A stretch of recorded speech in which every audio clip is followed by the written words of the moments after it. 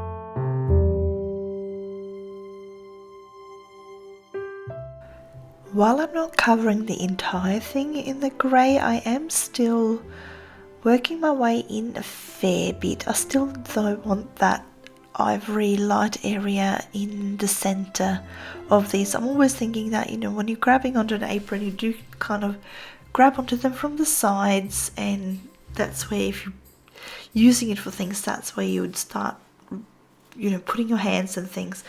So that's what I'm thinking. It'll probably be more worn towards the edges, and you can also see down the bottom there, that's where she's got the patches on. So it's obviously been mended a few times. So I'm just thinking it's probably, yeah, it's looking a little bit worse for wear, but clearly she likes this apron. And yeah, so that's, I'm just, yeah, trying to add sort of the darker areas throughout the skirt, not the skirt, the apron, but mainly towards the edges.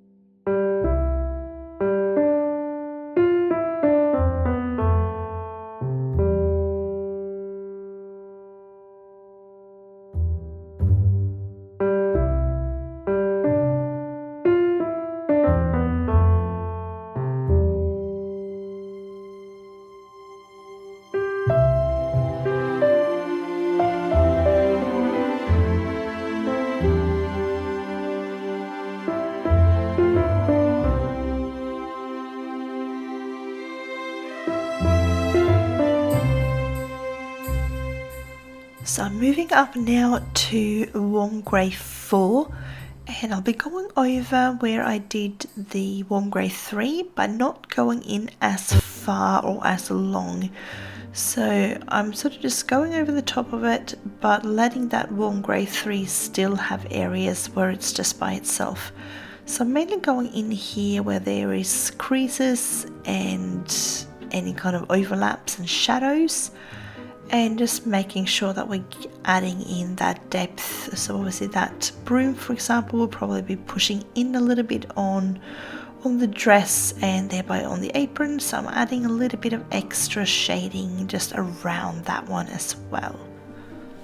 And I'll probably do the same around the pocket here, and then with the little patches down the bottom there too.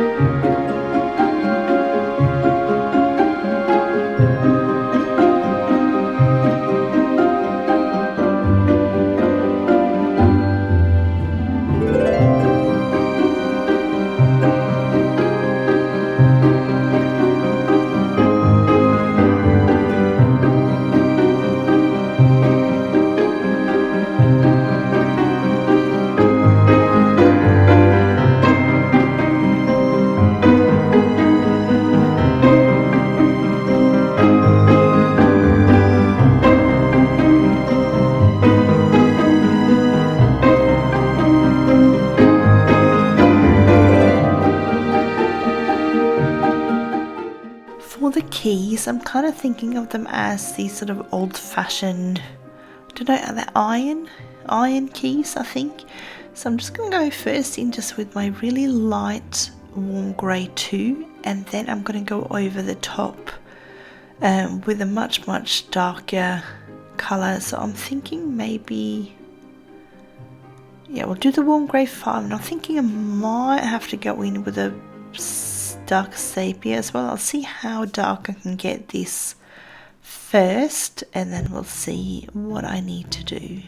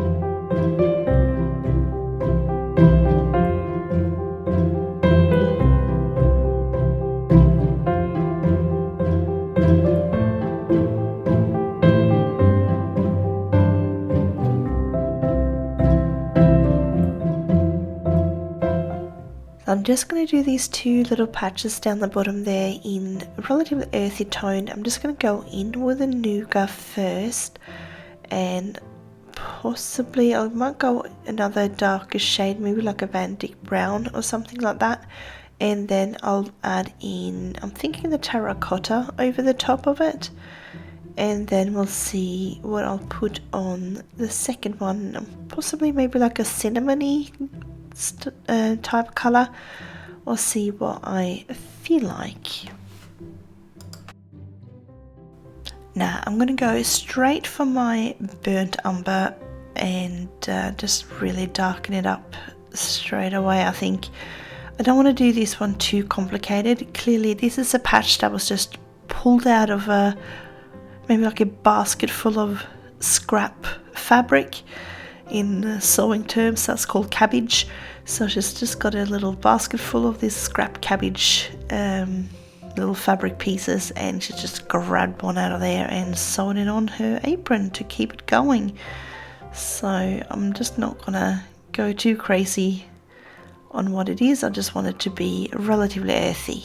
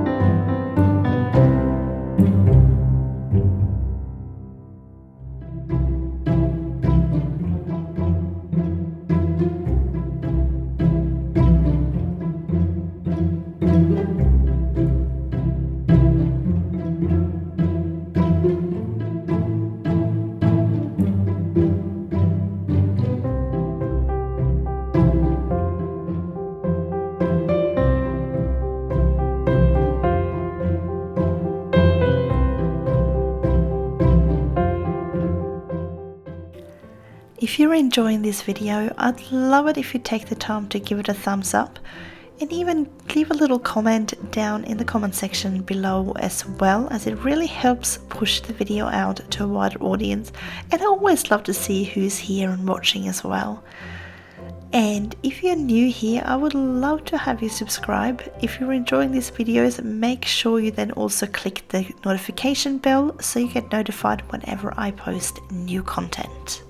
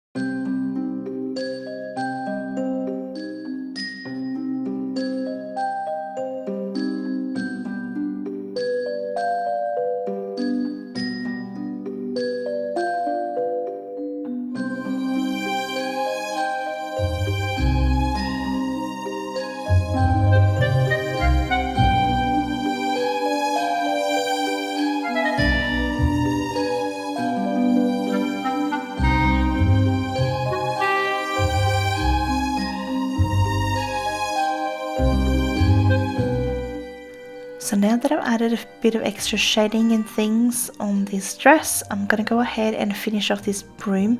So I'm going to do exactly the same as I did on the like the handle and the main sort of, what's it called? The stem handle? I'm not sure of the broom, but whatever we did in part 1 anyway. So I'm starting out just with a full layer of the Nougat, and then I'll go in with the Van-Dyck brown. I'm thinking also I'll keep going with the burnt sienna as well to get a little bit of redness in there. And I'm thinking some raw umber and then some burnt umber as well, I think. And I'll probably end up having to go in with some black and just really darken up some sort of overlapping areas and things as well to create a little bit more depth for this broom.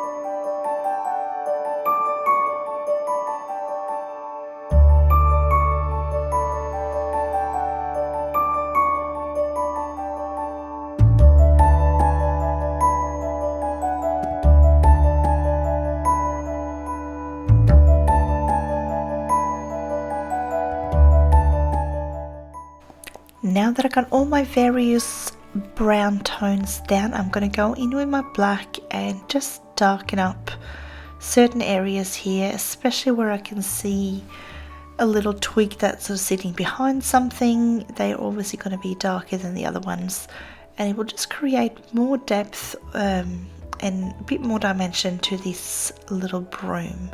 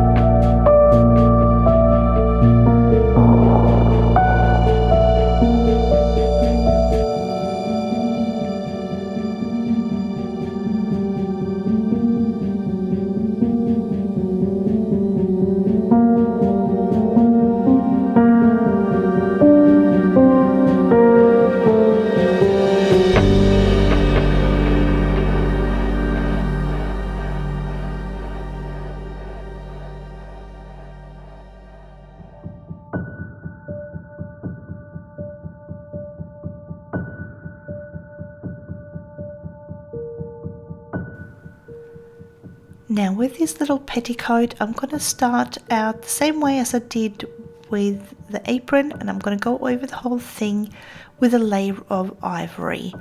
However, I will be then going in, instead of using grey straight away, I will be using my beige red and then probably some grey tones after that.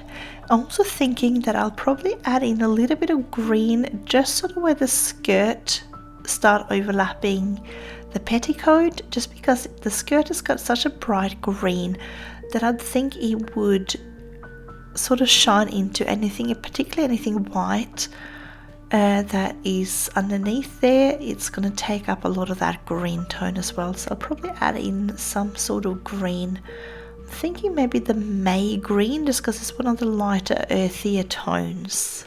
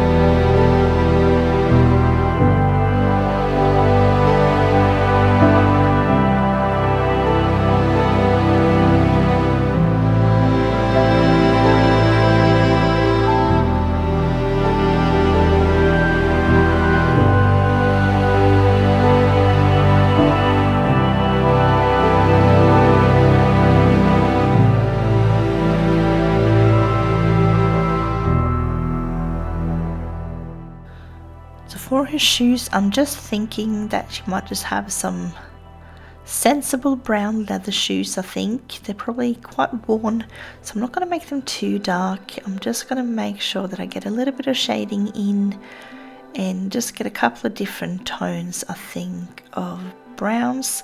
I'll do them both at the same time just because it's easier to do them sort of one pencil at a time rather than doing one shoe and then the other shoe. So it will save me a little bit of time doing it this way. And then with the socks, I reckon I'll just go in with some grey tones for the socks.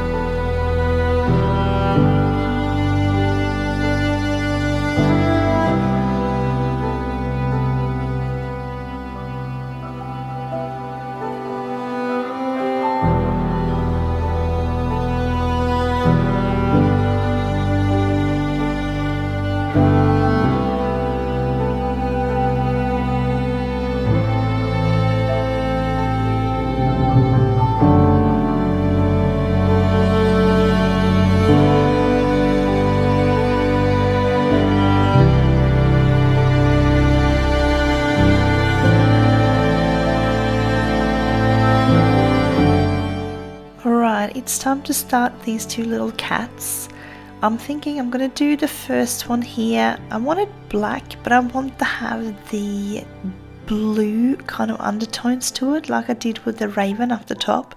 So I'm going to go in first with just a really fine layer of dark indigo. I like that one because it's not crazy bright, but it still gives that little bit of a blue shine through. So I'm just going to go ahead and just cover the whole cat in this dark indigo.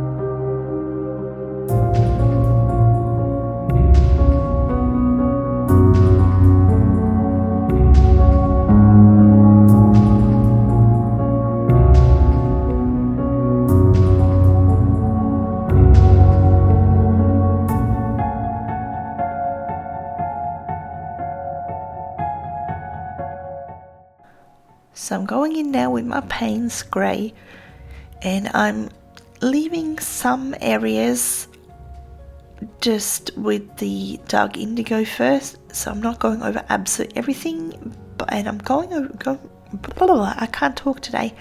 I'm trying to go over it relatively lightly. I can always add in more colour later on if I need to, but I want to make sure that I get that blue shine and those blue little patchy areas here and there.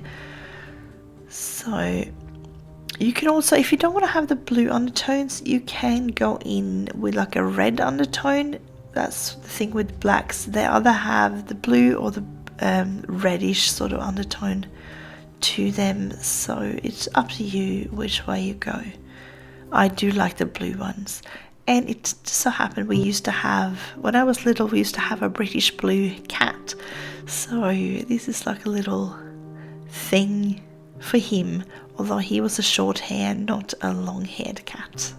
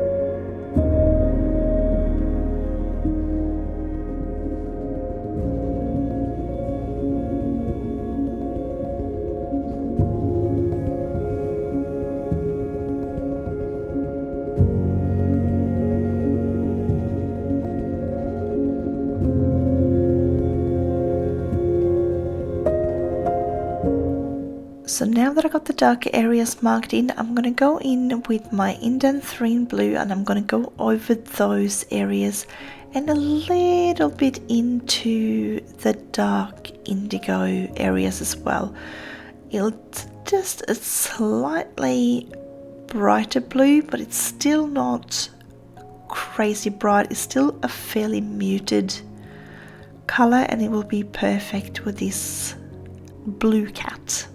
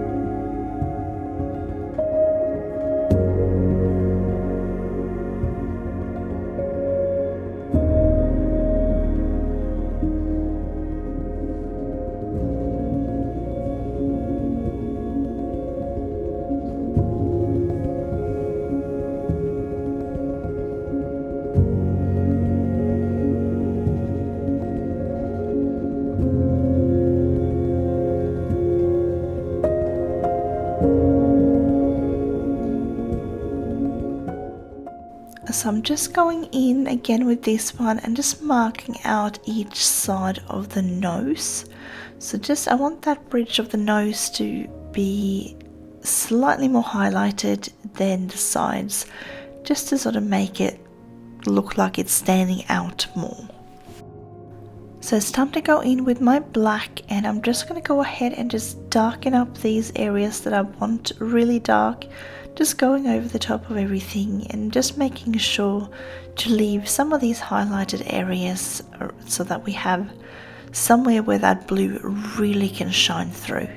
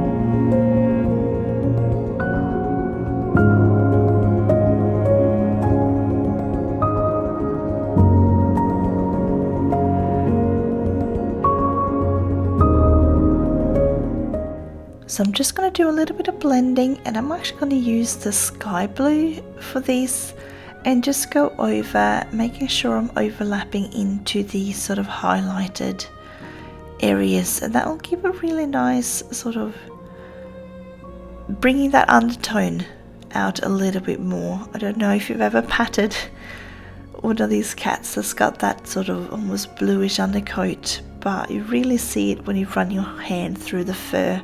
It all becomes like different colors, and it's really cool.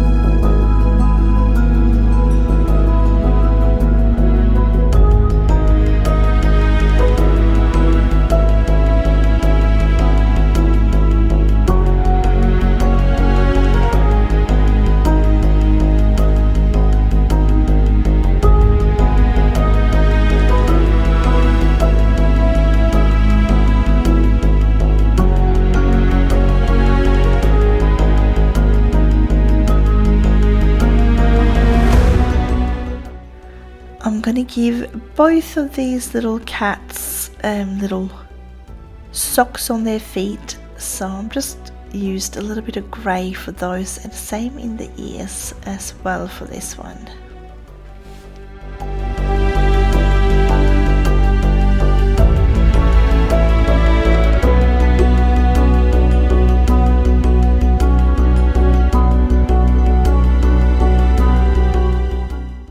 So I'm going to do green eyes for this black cat, and I'm doing them pretty much the same as I did with our witch as well, and I'm probably going to do yellow eyes, I think, on the other cat. When I'm adding the pupil in, I'm just going to make sure that I leave a little bit of a white area as a bit of a highlight. It doesn't completely matter if you forget about it. You could go in afterwards with a white pen, like a Sakura Jelly Roll or a Posca pen or something like that, and just make sure you add that little bit of a white highlight. It just makes the eyes come alive more. But do remember that these eyes are quite small, so I'm not going to go ahead and do anything overly complicated with them. So I'm just going to go in now and add a little bit more black to this cat, and just making sure that we get a good balance between our shadows and our highlights, and then we'll see how much more I will work on this one before starting with the other one.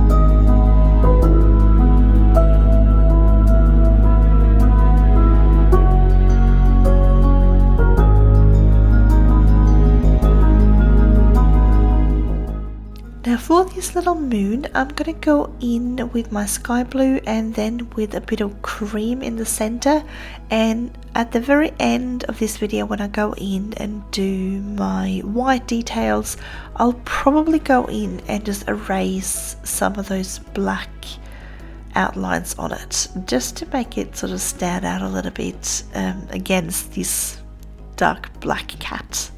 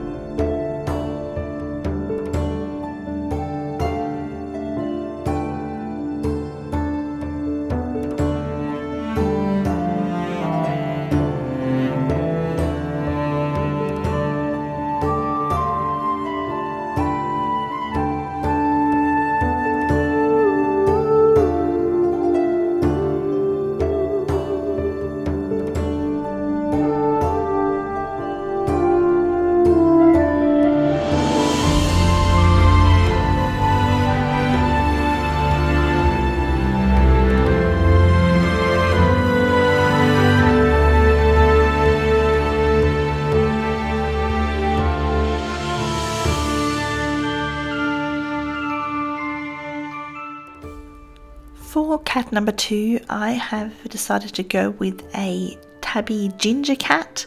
So I'm going to start out first with a full layer of the terracotta.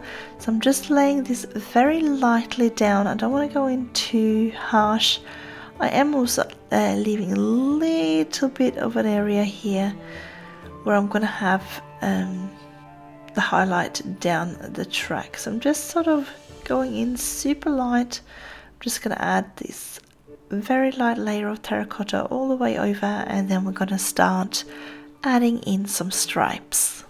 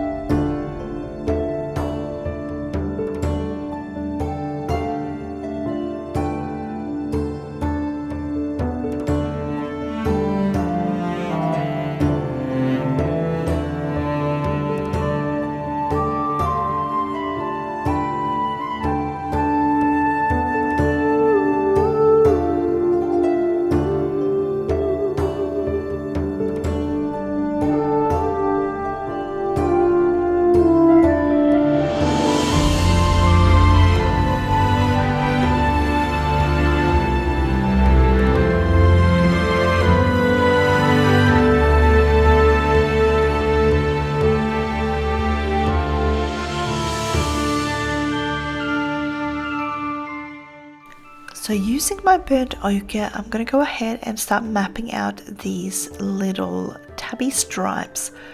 Now you'll find that all ginger cats have got this little M pattern on their forehead. It is really strange, but it's definitely there, so I'm just going to go ahead and do that.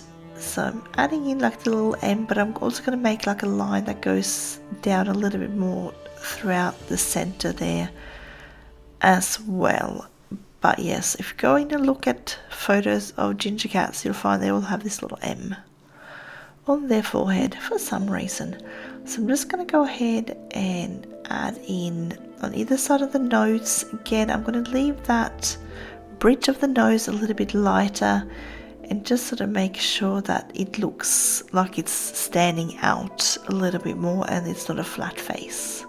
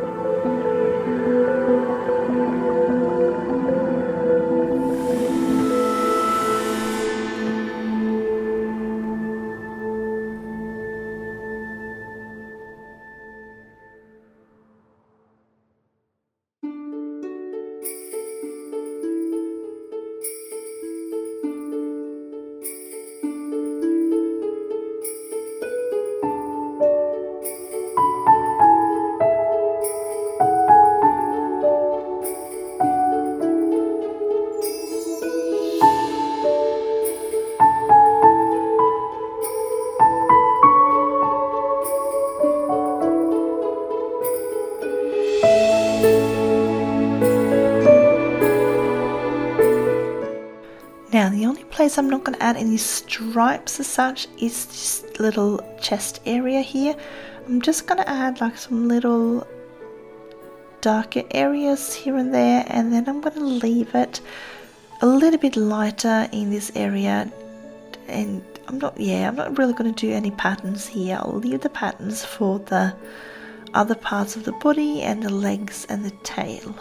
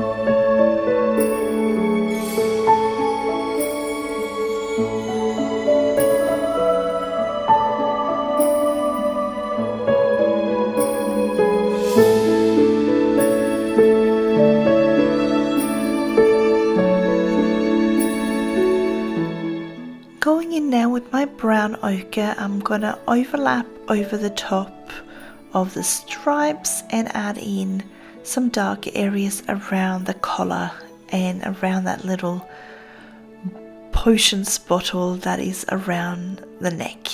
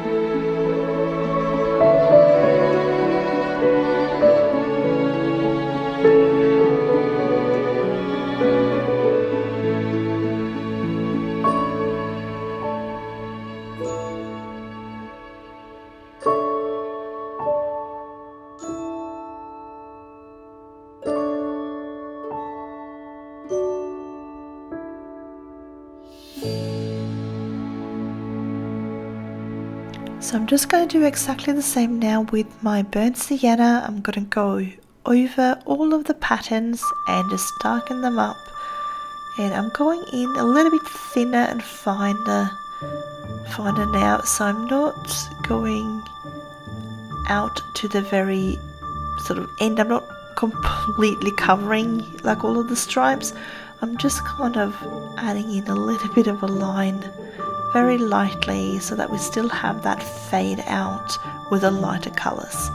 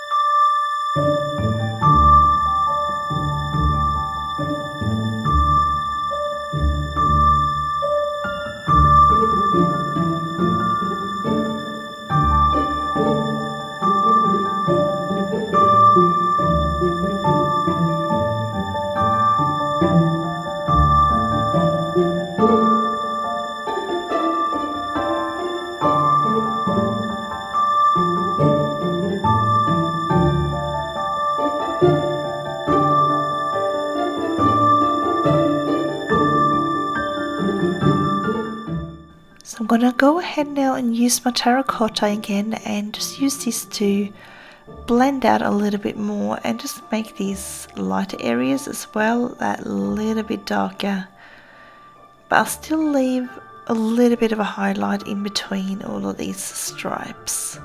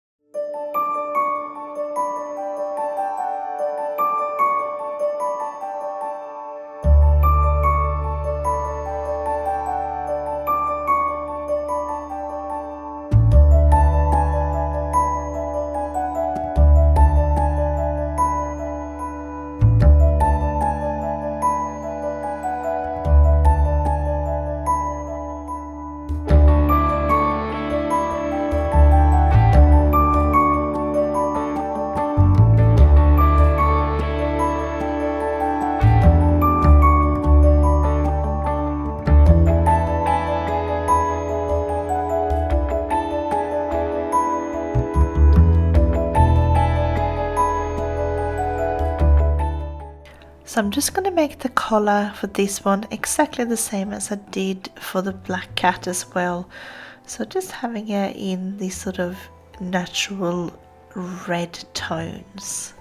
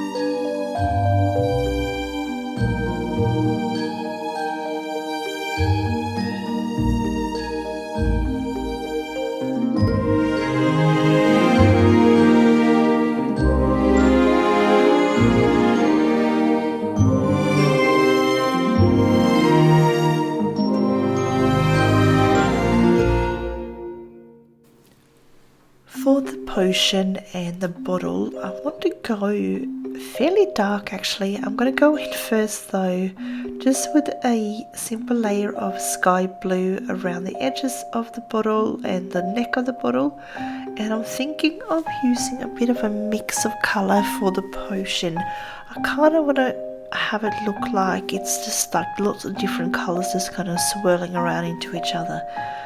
So we'll see what we end up with, but I'm thinking along the line in the sort of the violets, purpley tones, maybe with some mauve brought in through it, and I might add in some red tones in there as well.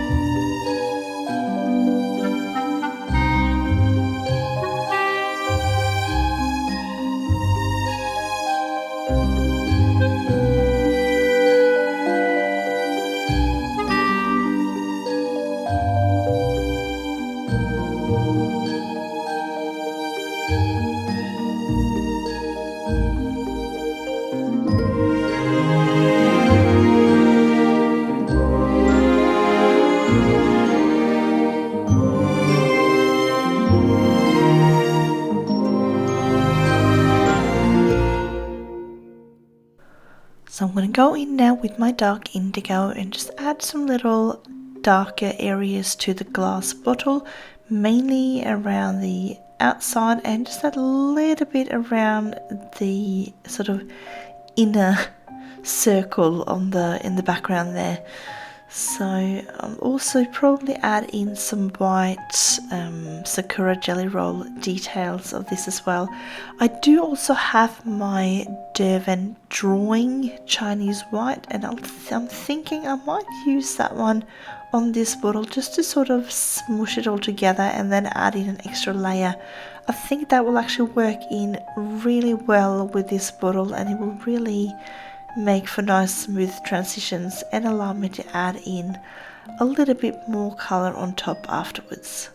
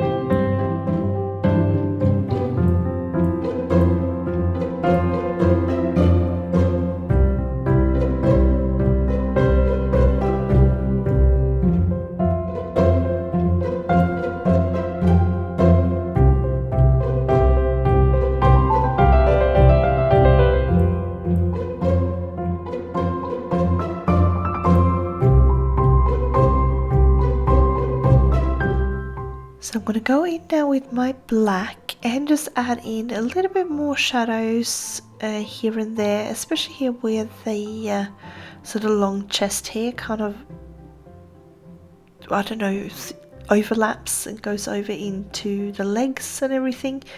So it kind of looks a little bit like a lion's mane, I think.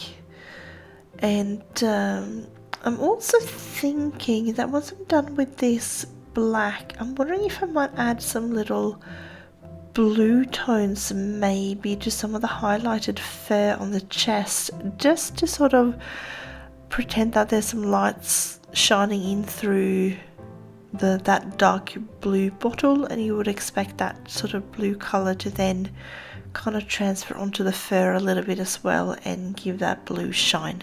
So I think I'll add that just around and those highlighted areas around the bottle.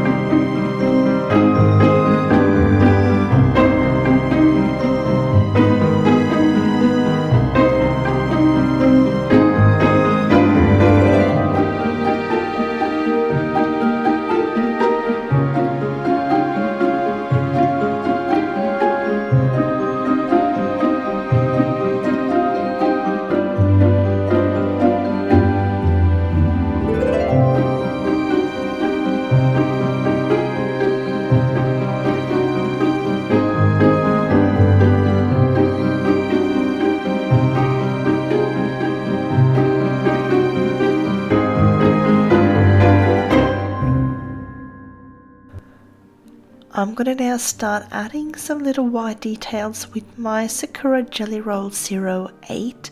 So I'm going to use it first on these little bubbles inside the bottle, and then I'll add a little bit of highlighted areas just around, just in from the outside of the bottle, and just a couple of little highlights. And I'll probably add a little bit to this little moon. I did mention that I would probably do that. Now, I usually for the moon I probably would have used my 05 jelly roll, but I cannot find it. It's been gone for a couple of weeks. I know it's in the house here, but we'll see. I'm sure it will turn up at some point or another. So I'm just making sure I have a little white dot on the eyes and a little on the nose that's usually a little bit wet with cats and dogs and things, so just trying to make sure that they're all good and they're good together. So I'm also going to add in this little bit of highlights to that ruby on the raven's chest.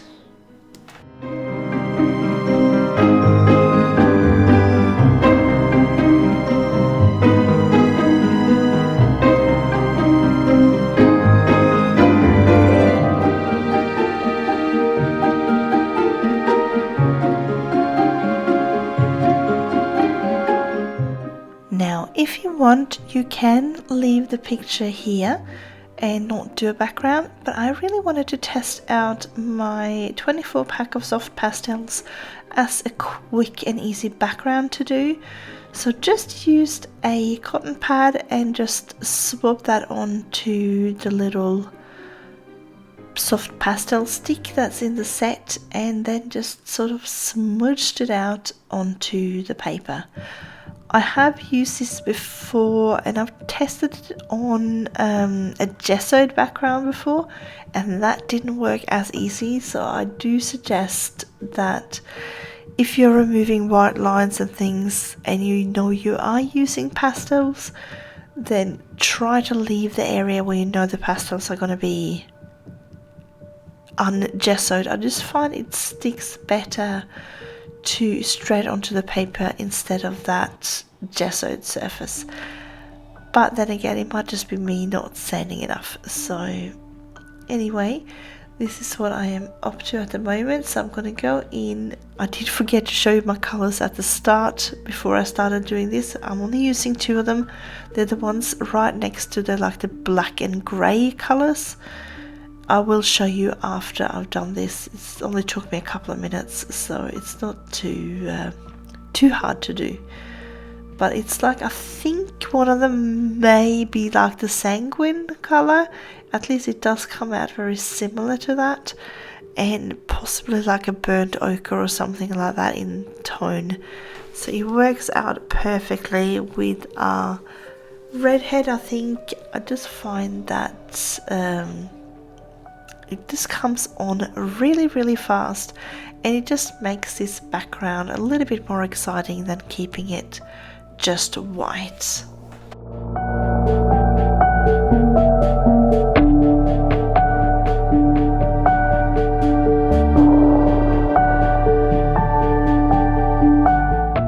So towards the center and sort of just behind our little witch here, I went with the lighter of the 2 colors that we used. So I used the darker one out on the outer edges, and then I went lighter as I as I made my way towards the center and where the witch is. So you can see here what I'm putting down now is a little bit lighter than what's next to it towards the outer areas as well. And you can also use like a little Q-tip as well for like the finer areas where you need to be a little bit more careful. However, I do find that if I've already colored in and saturated the paper really well with color, it doesn't really stick to where I've had colored pencil down first. So I'm actually going over it with not too many issues.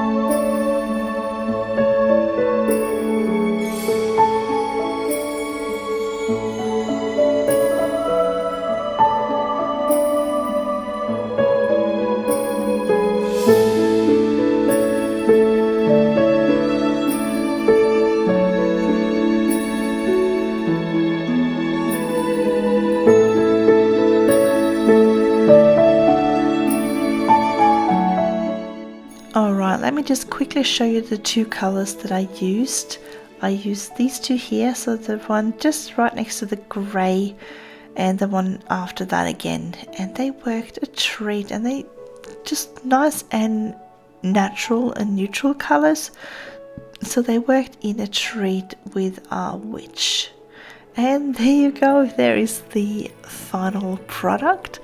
I hope you enjoyed colouring along with me today. I really appreciate you being here, and if you haven't yet, I would love it if you take the time to give this video a thumbs up, or if you're new, to hit that subscribe button so that you get notified whenever I post more videos and you're not missing out. So I wish you all a colourful day, and I will see you again next time.